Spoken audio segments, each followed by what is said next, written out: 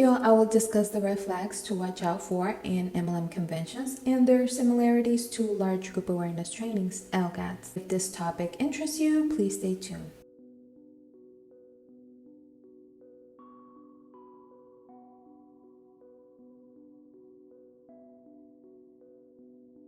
Welcome everyone. Before we get into the topic of today's video, I want to give a big shout out to Erin on the side of caution for covering this topic previously. She did an excellent job, and I'll leave a link to her video in the description below if you want to check it out. Let's start with what's an MLM. According to the FTC, MLMs, also known as multi-level marketing companies, are businesses that involve selling products to family and friends and recruiting other people to do the same. MLM conventions are events for multi-level marketing reps, and depending on the MLM, they can take place once a year, twice a year, or even more often. What are LGATs? According to Rational Wiki, sociologists coined the term large group awareness trainings, LGAT, referring to seminars and meetings incorporating self-help, pop psychology, and business motivational techniques. Attendees pay a sum to attend, often having learned of the LGAT through word of mouth. Within the context of 50 to 300 people attending for the same purpose, the organizers of these meetings promise to help attendees achieve personal breakthroughs, a more positive outlook on life, or better social and business skills. Now that we know what these are, let's go with the video. The video we'll be watching today is from Dr. Steven Hassan. If you're new to the anti-MLM content and don't know who he is, Dr. Steven Hassan is a cult expert, and he was also in a cult many years ago. I encourage everyone to watch his full video since I'll only be sharing parts of it. They did an amazing job, and I can't recommend this video enough. Your interest in large group awareness trainings, what we in the biz call LGATs, and their impact on mood and psychosis is grounded in your personal experience of bipolar disorder and your participation in an LGAT in 2010. I should also say that in 2017, you completed your Ph.D. in psychology at the University of KwaZulu-Natal, proposing a neurobiological explanation for the relationship between LGAT conditions and results.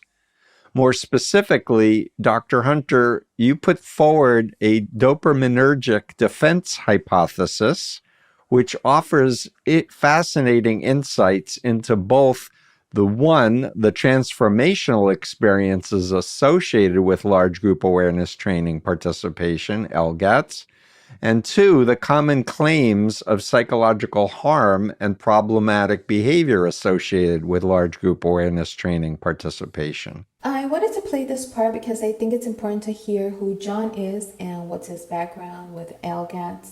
In terms of the way that I became involved in a large group awareness training, I think it is useful to kind of go back a little bit to my diagnosis of bipolar disorder, because it really was crucial in me coming up with the hypothesis or the theory that I have got at the moment. So I was diagnosed in 2003, and for those that don't know much about bipolar disorder, it can be a really destructive illness. I mean, 50 to 60% of people often are not able to work properly. It can cause problems in relationships with your family, very high rates. And so I really wanted to understand it and manage it as well as I could. So from 2003 to 2010, I was studying the illness and trying to understand what causes further episodes. And let's describe for our listeners who may not be familiar with that, what bipolar disorder is, if you don't mind. Understanding the psychology behind this disorder is crucial to understanding the psychology behind LGATs. Sure. So I think a lot of people are more familiar with depression. So depression is kind of the low end of the mood spectrum, and generally it involves low levels of energy, feeling really pessimistic, feeling very guilty and ashamed and negative, and just feeling like your life has no value. And obviously the association with depression is close because people just believe that life will never get better.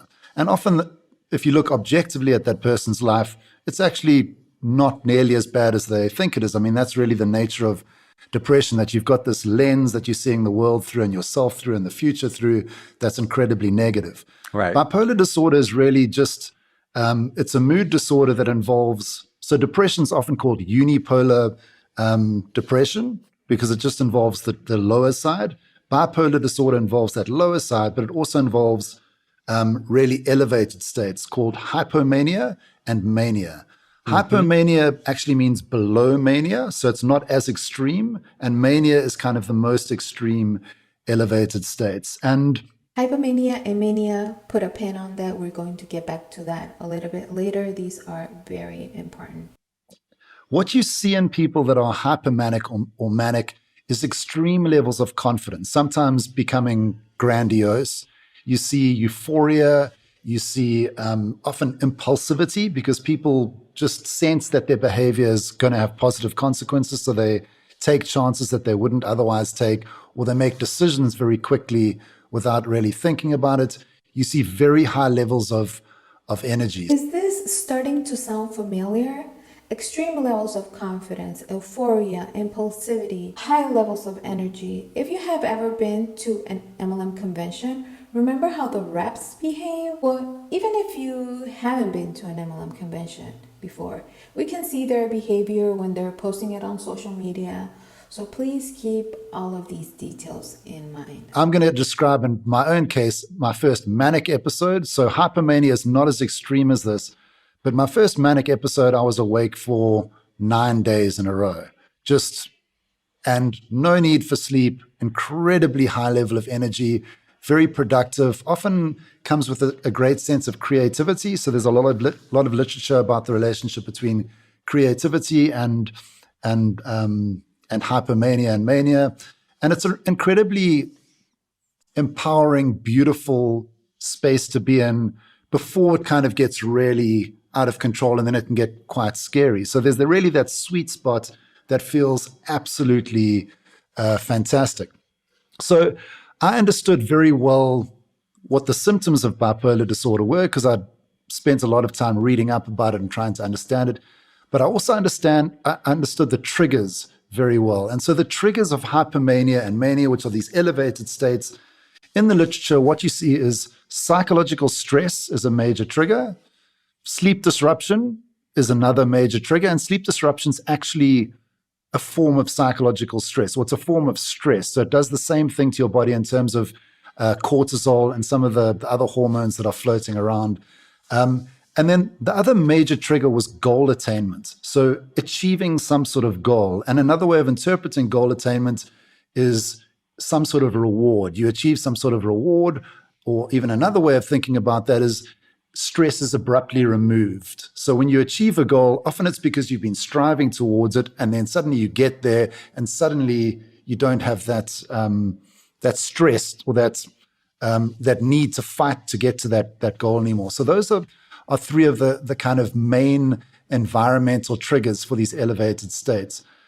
There are some others, things like the use of stimulants, so that kind of thing. But as we'll speak about in terms of an LGAT environment, it would be pretty conspicuous if they were handing out people. So that's not really a possibility. The other one is seasonality. So if you live in climates where in the US, it's more the case. In South Africa, winter and summer are more or less the same thing most of the time. So you don't really have that impact of seasons. But again, that's not something you can really manipulate in a seminar.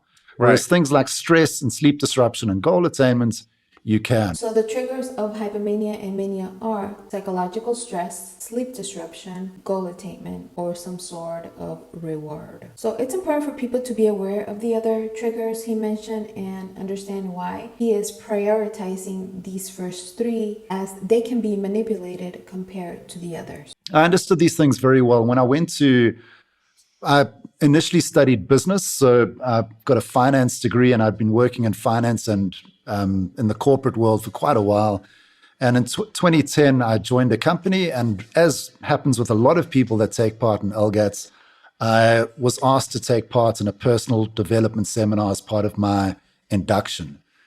And if you read Margaret Singer's book, the section that's Cults in Our Midst, if you read chapter 8, it's called Intruding into the Workplace. When they speak about LGATs, it's because very often they are pushed on employees by various employers. You've got a manager who's obsessed with them and is kind of a fanatic, and then gets everyone to participate. Yeah, they recruit human resource people, and then they order, everyone in the company to go to the training. And some of these groups spend millions of dollars annually putting their people through these things. Yeah, and there's no good evidence that they produce any lasting change, despite not a good return on investment. No, but they do make people feel amazing for a couple of days, or for some it's a couple of weeks.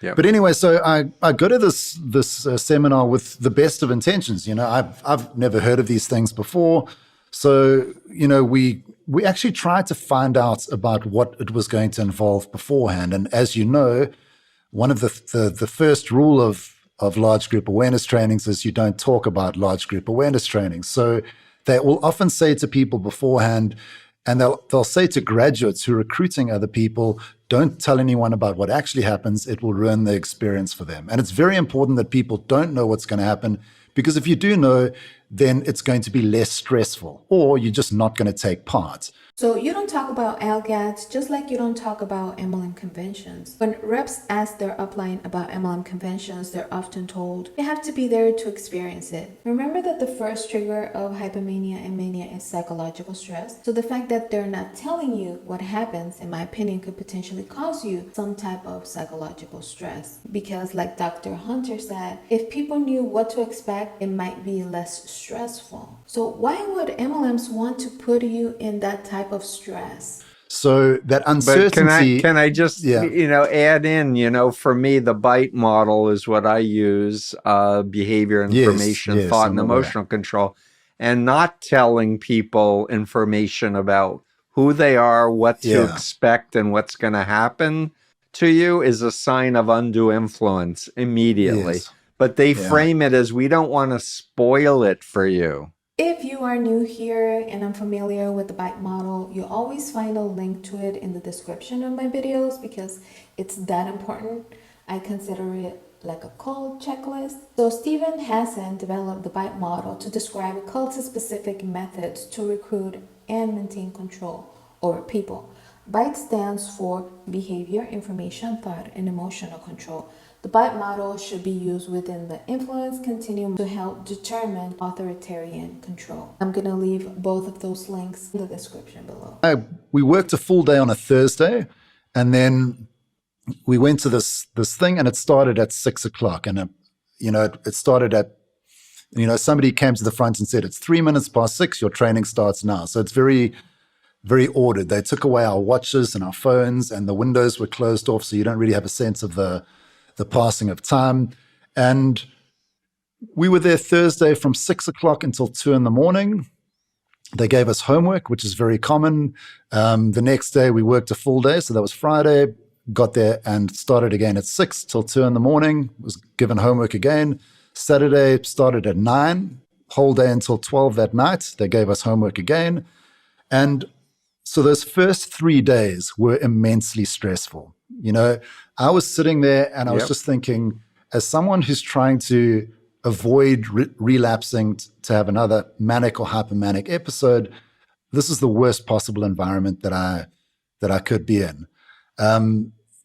People were screamed at. There were a lot of exercises where people were asked to share, things that had happened to them. And then, as you say, the trainer will effectively convince the person that they are responsible for whatever they've been through. You could have been, or you could have been, your parents could have been left you, and somehow they'll make you feel like you are responsible for it. And, they will obviously frame it as, we want people to be accountable. That's their way of justifying what they're doing. But if you look at the way that they interact, and if you look at my PhD, there's just example after example after example. These are people that are claiming to be experts in communication. It's not by chance that the way that they're communicating is bringing about such stress in people with such regularity. Mm-hmm. It seems very clear to me that this is something that's part of the design. So what you've got is incredible stress. You've got regression exercises. So people being asked to visualize being a child and visualize interactions with their mother or father. Which I call hypnotic regression exercises. Yeah. And these are often very traumatic for people as well, because you're asked to confront your parents about something bad that's happened. And, throughout those 3 days, people breaking down into tears was very kind of common. And people were incredibly stressed. I hope you can see what's happening here. In my opinion, these companies are intentionally putting people under this level of stress to achieve that desired outcome. So far, we got 2 of the 3 main triggers for hypomania and mania: psychological stress, sleep disruption. I hope you're following me here. So we've got the stress, and there's a number of different ways that they're generating it.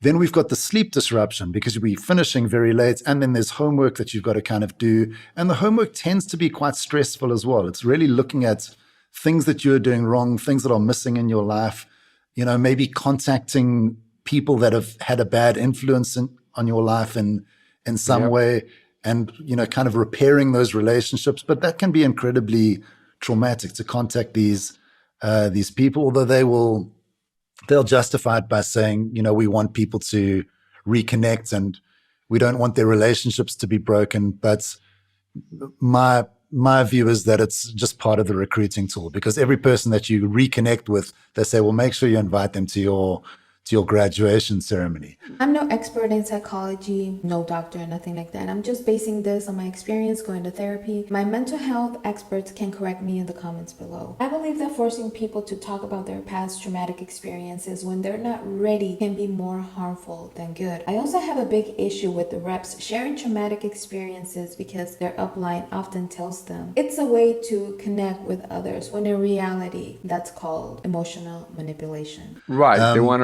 you to recruit them. If I may just interrupt for one more second and share, when I was reading Edgar Schein's book, Coercive Persuasion, about Chinese communist brainwashing, and Margaret Singer studied it as well as Robert Lifton, he used Kurt Lewin's model of unfreezing, changing, and refreezing. Yeah. And what you're describing also fits that model of disorienting, overloading people, to confuse them, to bring up powerful emotional states in a very regulated environment. My memory is every chair has to be exactly in line. There's temperature control.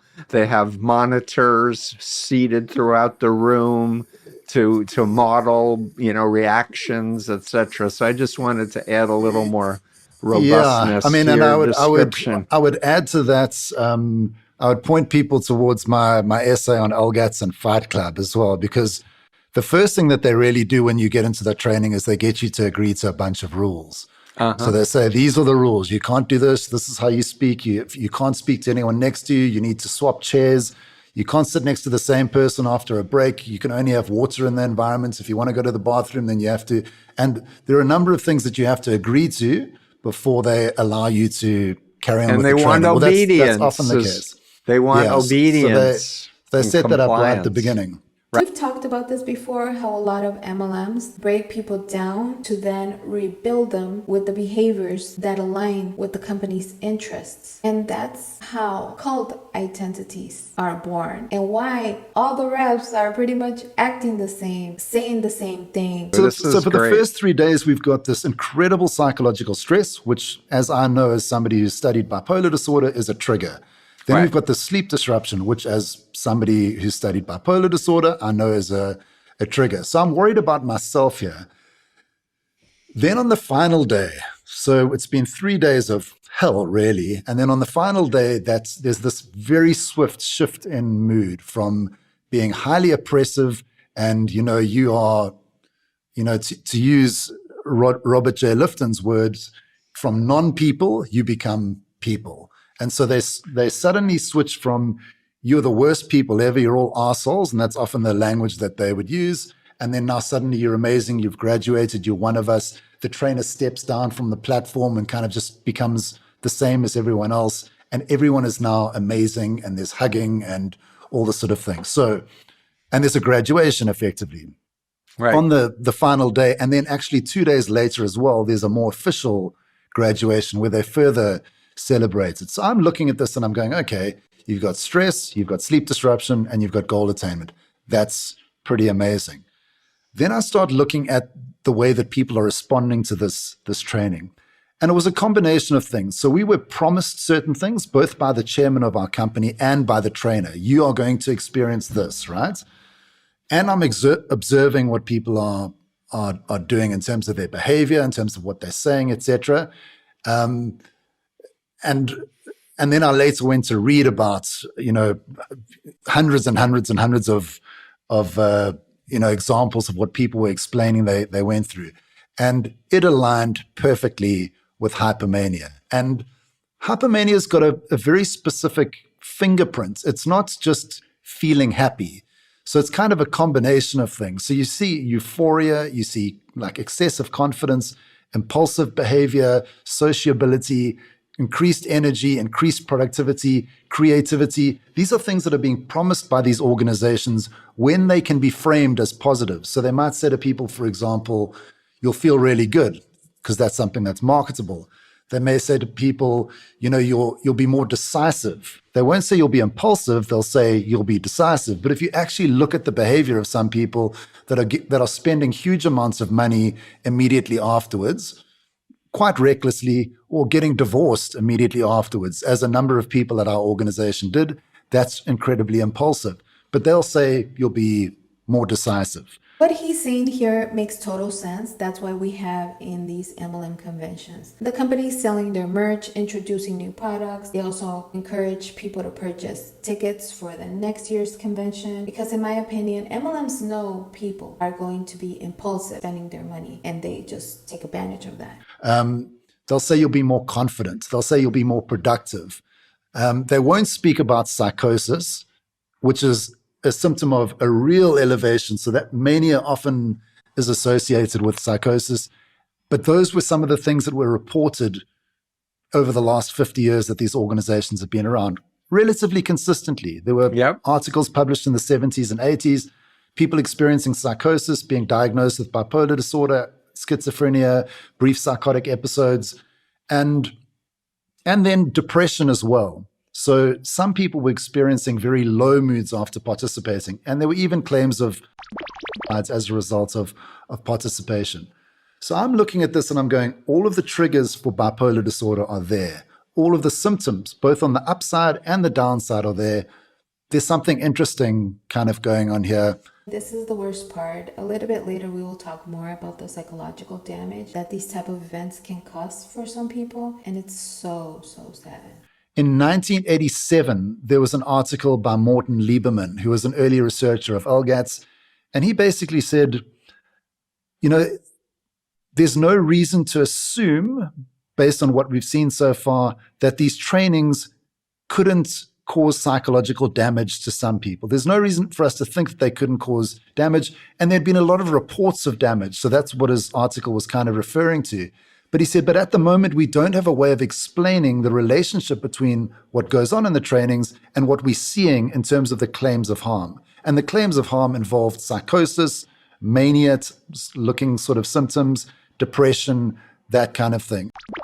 Have been claimed as well. So that's just why I kind of say it's in the last 30 years that this research has emerged that's shown, for example, we know now that acute psychological stress causes an elevation in dopamine. Mm-hmm. So if you put an animal or a person through a high level of stress, dopamine elevates. Mm-hmm. Additionally, if you put a person through a lot of stress, or another way of saying that is if you put a person into a state of homeostatic imbalance, then the dopamine system becomes more sensitive to reward.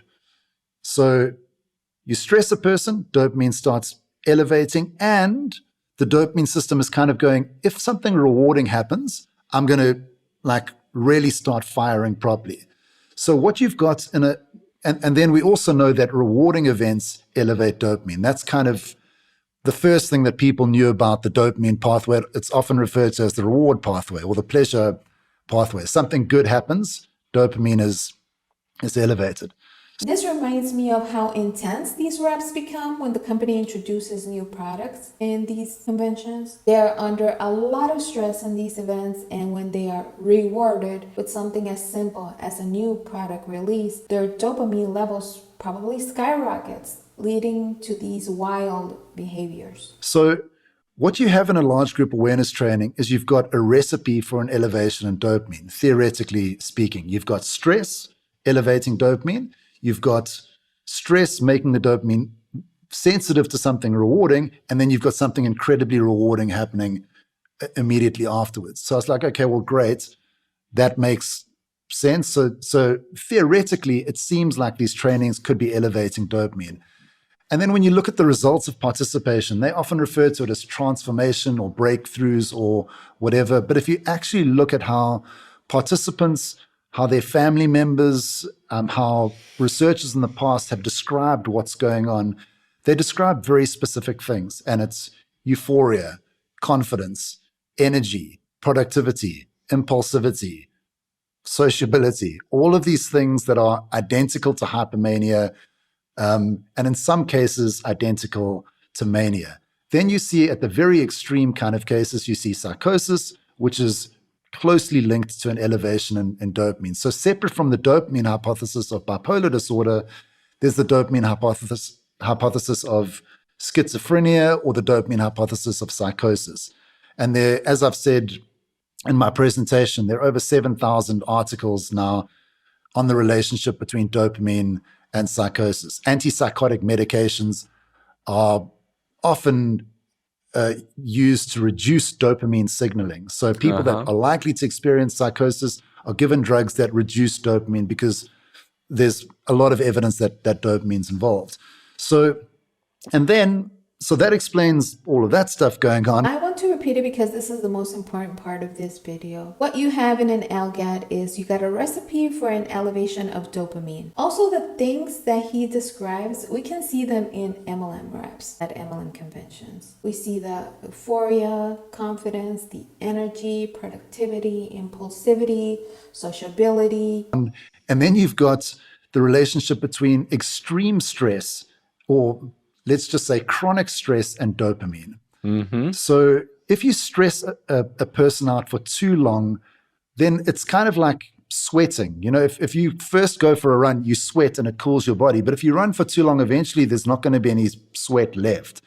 Similar thing with dopamine. When you initially put in that stressful situation, dopamine is produced. But if you keep a person in that state for too long, then you're going to deplete dopamine. And you know, there are going to be different people that go into these trainings. They're going to have different biological makeups. They're going to have different backgrounds. They're going to have experienced different things. So the way that this one-size-fits-all process impacts each individual is going to be different. So some people might just be overwhelmed by the process, whereas other people are, the dopamine still being produced and they feel amazing, and then maybe they just kind of come back down to normal, whereas other people might just be completely overwhelmed by the experience.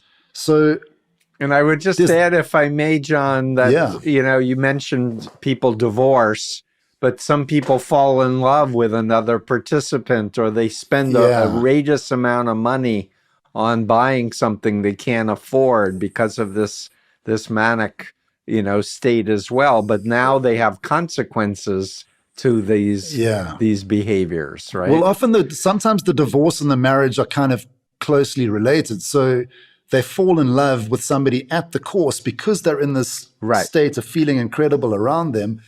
And then they divorce the person that isn't associated with it. And because the person who's not associated with it doesn't want to join, and therefore they are undermining their progress or their spiritual development or some other crap. I mean, so the way these type of events impact each person varies. And I think this is the most concerning aspect of all of this, because we don't know people's background. We don't know what they've been through. The fact that MLMs are causing psychological damage for money, it is just freaking disgusting. It is sick. There's often this argument made when you engage with people that are supporters of these organizations, that these organizations are all about bringing people together. They don't get you to break up with families and whatever. But you often see these these problems in relationships as a result of participation. The relationships may get stronger for a while if both people join or if the whole family does. But if you've got some people that are fanatics and some people that are just like, I don't want to get involved, often it can become an issue.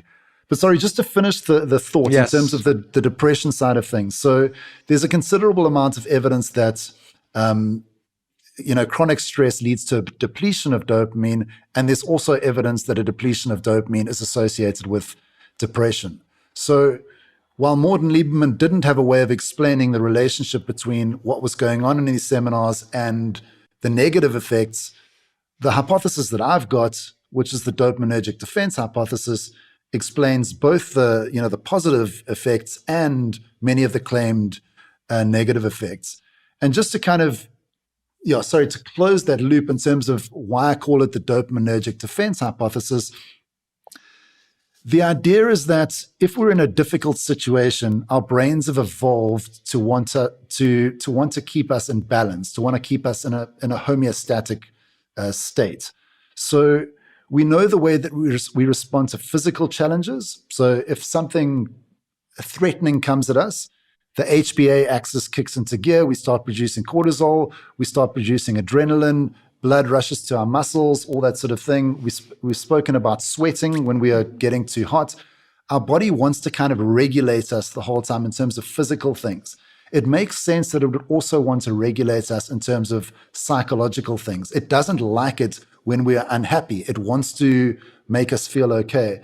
So what happens in these environments is you've got this very extreme situation where you're being made to feel guilt, shame, inadequacy, fear, all of these things at an incredible rate that you wouldn't normally experience. Additionally, your access to your normal defenses are being stripped away from you. So you can't really eat in the environment. Often it's 3 hours, 2 or 3 hours long that you've got to sit there. In terms of social support, they don't allow you to sit next to the same person after each break. So they don't allow you to kind of develop a support structure there. So there are a lot of things going on. You've got a real sense of uncertainty, which is very stressful. You don't know what's going to happen next because they don't want to ruin the experience and nobody's told you. Yep. So it's this really extreme environment. And so because you don't have these other normal regulatory mechanisms at your disposal, my argument is that an endogenous chemical is being released which helps you to feel like you can deal with the situation. And if we know anything about dopamine, we can look at things like, and it's because it feels really good to take them. You take these and they make you feel like you can deal with anything. If you take, it's not inserting dopamine into your brain. The dopamine's already there. It's just making it more available. Same thing with So these chemicals are in our brains and they're sitting there, and they're used for various things. But our brains also don't operate in a way that kind of says, well, I'm going to use dopamine for this and that's what it's for. Our brains have evolved, so it's kind of like, okay, you're uncomfortable. If I release this thing, it's going to make you feel better. And so it makes sense that it would be released. So we've got evidence that it is released under those circumstances, but it also really makes sense that dopamine would be a really useful chemical to be released when you're made to feel like you can't deal with something, because it really makes you feel like you can. Yeah. So I was just thinking about how this same recipe could be applied to the MLM experience as a whole, not just the convention. MLM companies often put their reps under psychological stress by having to reach monthly quotas, a certain rank, the constant recruitment, and direct messaging. I mean, for some people, even sending a single DM can be extremely stressful. So imagine putting this person in a position to send 50 or 100 DMs per day. I can only imagine how stressful that could be. And for sure, there's sleep disruption because we see reps working pretty much all day and night. So I'm positive they struggle to get enough sleep. So when they finally receive their reward, for example, a paycheck or maybe some type of recognition from their upline, they may react so excited, even if it's something simple. What are your thoughts on this? Please leave your opinions in the comments below. I've learned so much from reading your comments, and I'm sure other people are going to find them helpful as well. What you see in a large group awareness training is, I often think of it as kind of a bad magician. So a person that's kind of, the moves are so obvious that you can really see what the process is. I And see. it's very clear that it's very geared towards an elevation in dopamine, in my opinion. And that elevation in dopamine is not the same as you'd get from getting a couple of likes on something that you post on Sure. social media. So it's a far more powerful thing. So that is going to play a much greater role in terms of influence in that environment. If you go onto, various sites, and I'm really just speculating here to a degree, but there's probably more of a sense of social identity that's coming with it as well. So you're feeling like you're part of a particular group. I would know that, for example, gambling is definitely geared towards elevating dopamine, because one of the other ways you elevate dopamine is with uncertainty. Yeah. So if you know that the reward is coming, there's not as much dopamine as if you don't know that it's coming. So Right. if it's that's how kind of slot machines work, is they kind of, the reinforcement is not every fifth pull, it's a number of pulls that you don't really Right. really know. It's intermittent reinforcement is much more effective. I actually have a video titled MLM Addiction where we compare MLMs with gambling. If you haven't seen it, I highly recommend checking it out. I'll leave the link in the description below and also at the end of the video for those who are interested. It's pretty fascinating stuff. By the time that this video comes out, it should be... What you see in large group awareness training is that they spend a lot of time convincing participants that they shouldn't trust their thinking. So they're thinking, they'll never be able to work out the process and that kind of thing. They should rather trust natural knowing, their experience, their hearts, that kind of thing. So they guide people towards being more trusting of an experience as form of evidence, and then they trigger this powerful experience at the end. And then they point to it and they say, you see, that's evidence of these things that we've been telling you.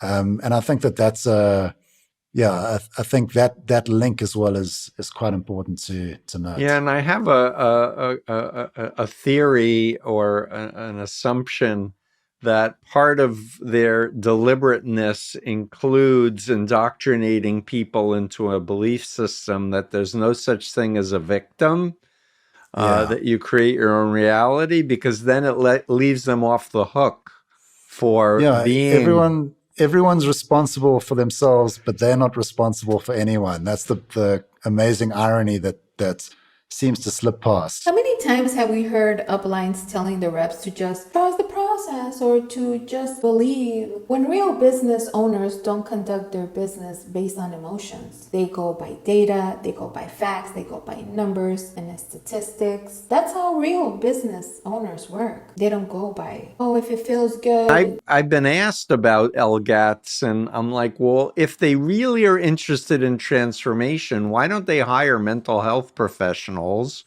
and screen people before they go through this to identify people who may have bad reactions to it? Why don't they pay mental health professionals to be on site to, be available to people? And the answer is because it costs too much money and because it would out what they're doing. So that's a great point. If MLMs were genuinely concerned about the reps and their self-development, they would bring in professionals from the mental health field instead of relying on fake gurus whose only goal is to hype people up. We see this in all MLMs. The only thing that these speakers do in these conventions is hype people up. That's all. That's all there is. Did you ever play a role at Lularoe events where, the goal was just to hype people up? Yeah. Did you do that a lot? Yeah. Sounds like you're pretty good at it. People seem to reply about it, yeah. Yeah. Okay.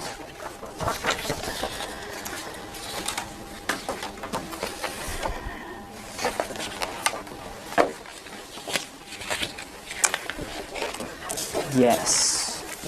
And so, I mean, I know that some of the larger organizations do have disclaimers that have been put together by, so they'll say, if you've got schizophrenia or bipolar disorder, depression, then don't take part. But to me, that's a pretty good indicator that they know that what they're doing is impacting some of the neurotransmitters that we've been speaking about.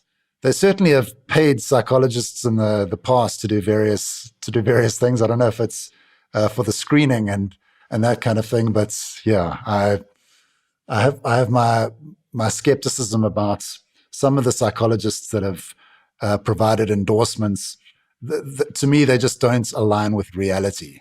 Yep. So yeah, Yeah. claims that Unfortunately, the trainers are really sensitive and the environment is very kind and gentle, and I'm reading thousands of people's descriptions of these things, and it just doesn't align with right. what these mental health professionals were saying. Yeah. Right. Exactly. The fact that some large group awareness trainings include disclaimers advising individuals with certain mental health conditions not to participate makes me believe that they're aware of the potential harm they can cause, which is very disturbing. And it just shows that they really don't care about the reps.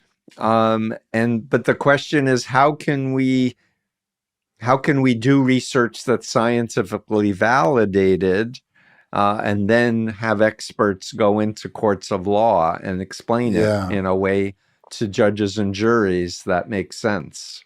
Yeah, I mean, I was actually chatting to my third year students today about the scientific process, and I was talking about hypothesis generation, and I kind of said to them, you often it starts with an observation. So in my case, for example, I observed what was going on in these seminars, and then through rationalism, you come up with some sort of theory to explain it, and you generate a hypothesis.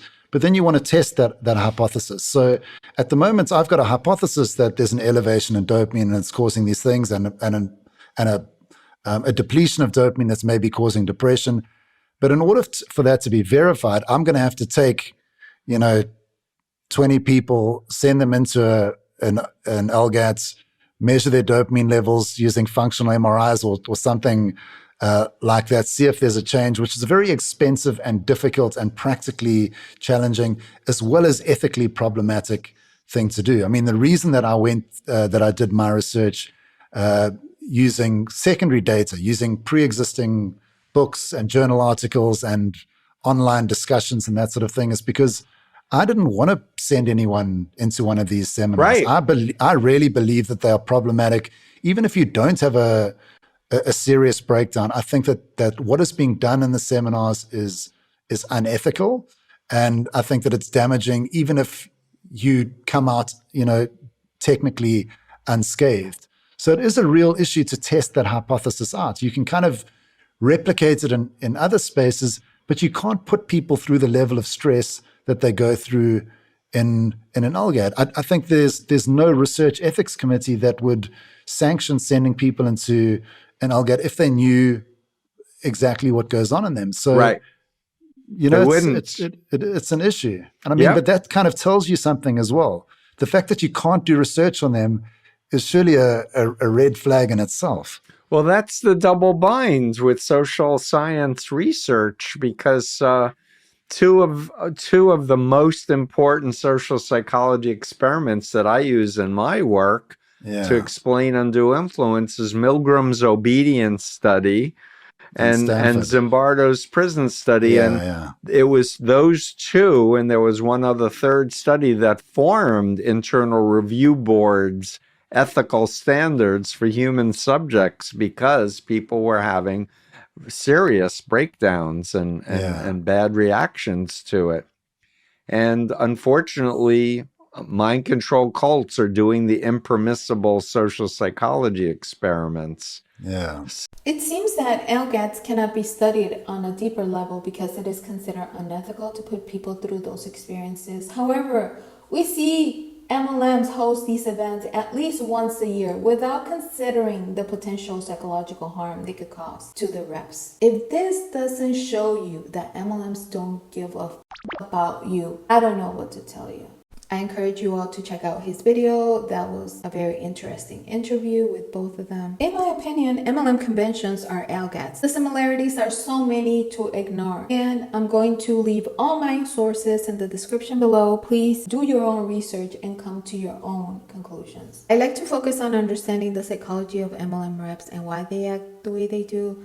By gaining this understanding, I'm positive we can show them more empathy and compassion. No, understanding a rep and where they're coming from doesn't mean that what they're doing is not wrong. Two things can be true. We can hold the reps accountable and at the same time understand why they're acting the way they do. It means a lot that you took the time to watch my video. Thank you so much. If you enjoyed this video, please give it a thumbs up. It helps me to know what kind of content you'd like to see more of. If you found this video helpful, share it with someone who might need it. It helps us reach more people. If you like what you see, please consider subscribing for more anti-MLM content, and so feel free to share your thoughts in the comment section below. This also helps the algorithm reach more viewers. As you all know, this is a brand new channel. Thank you for your understanding. Until next time, take care and stay safe.